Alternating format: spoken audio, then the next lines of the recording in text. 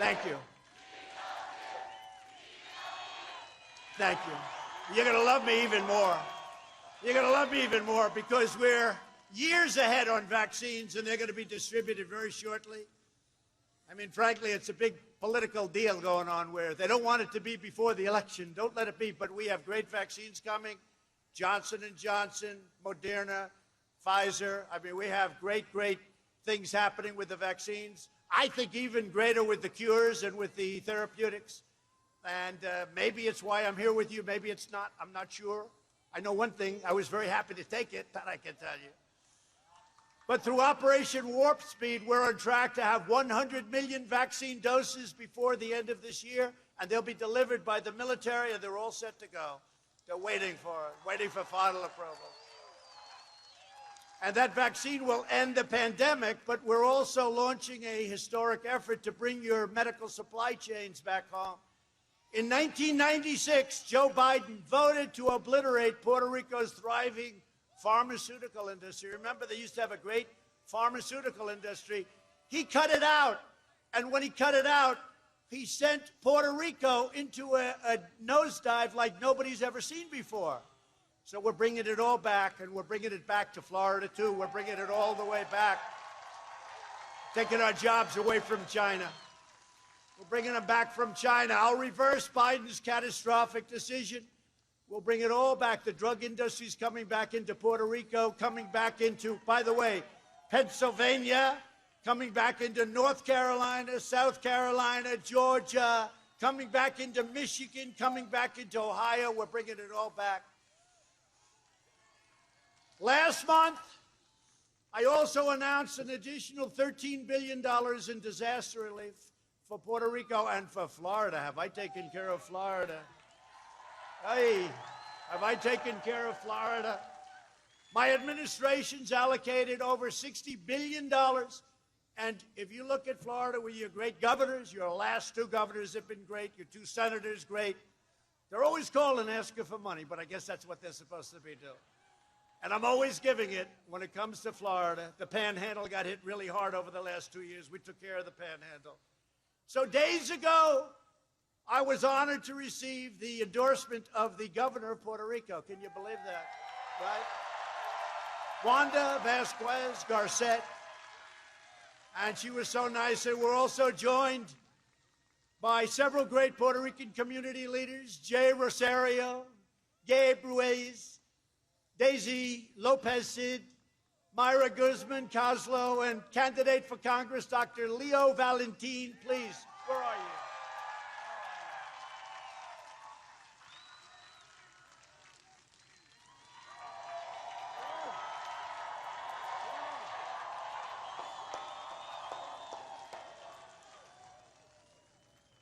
I'm not going to say the best, but I'm just about the best thing that ever happened to Puerto Rico. You better vote for me, Puerto Rico. You better vote for me. But I'll always be fighting for Puerto Rico. It's very unfair the way they were treated by Democrats. And while Biden will surrender your jobs to China, your country and your fellow politicians, and I have a lot of great ones right here, including your governor,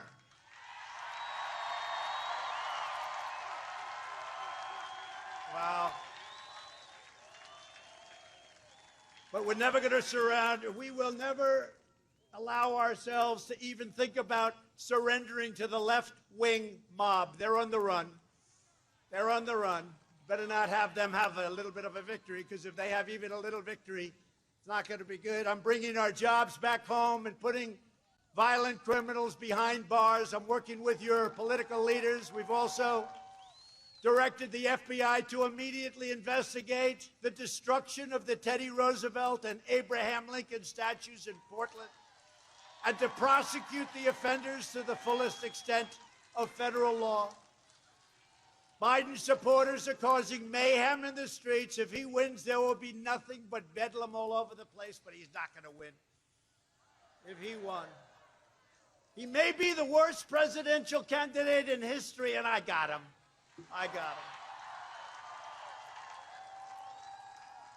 It actually puts more pressure on you. If you ran against a great candidate, there's actually less pressure. You want to know the truth. Thank you.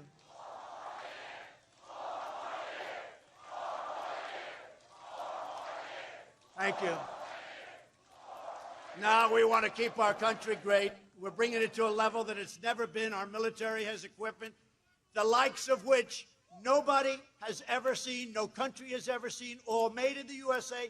Rockets, missiles, tanks, ships, the likes of which, jet fighters, bombers, tankers, the likes of which no country has ever seen before. Our nuclear arsenal is the strongest by far in the world, the strongest it's ever been. And hope to God we never have to even think about using it. And the way you won't have to use it is to have it. At our debate, Biden could not name a single law enforcement organization that supports him, not one. And that's because, and by the way, did Vice President Mike Pence do a great job? Right? Did a great job. But it's because Biden and Harris, that's another great one. There was nobody so mean to Biden than her. Nobody. And so brilliantly, I said he can't pick her because nobody treated him as badly. Although I will say this, had Elizabeth Pocahontas Warren got out prior to Super Tuesday, we would have had Bernie instead. But I'd rather have Biden because he's now alienated the left. He's alienated the right. Nobody knows what the hell he stands for. How about Pennsylvania? He goes to Pennsylvania. For a year and a half, he's against fracking. The day he gets the nomination, through a little luck, because she didn't get out, so she took all of Bernie's votes, right? But gets a nomination. The following day, he said, I'm in favor of fracking. But he's not. And it doesn't matter, because the radical left will never let Pennsylvania and Texas and Oklahoma and North Dakota and Ohio, never let them frack. That's over with. But can you imagine? And the press, you know, which is fake and corrupt, the press never said, have you ever heard him ask? No, have you ever heard him ask once? Well, wait a minute. For 1 year you said there will be no fracking. And he said it strongly, right? You know, read my lips, right? To use an old expression. Read my lips, there will be no fracking. That didn't work out too well. So now he goes and he says there will be fracking. Not once have I heard the question. Not once have I asked why Hunter was able to take $3.5 million from the wife of the mayor of Moscow. Not once have I heard these frauds back there. Not once have I heard the fake news. Not once have I heard him say, $1 billion, if you don't change that prosecutor, you're not getting the $1 billion.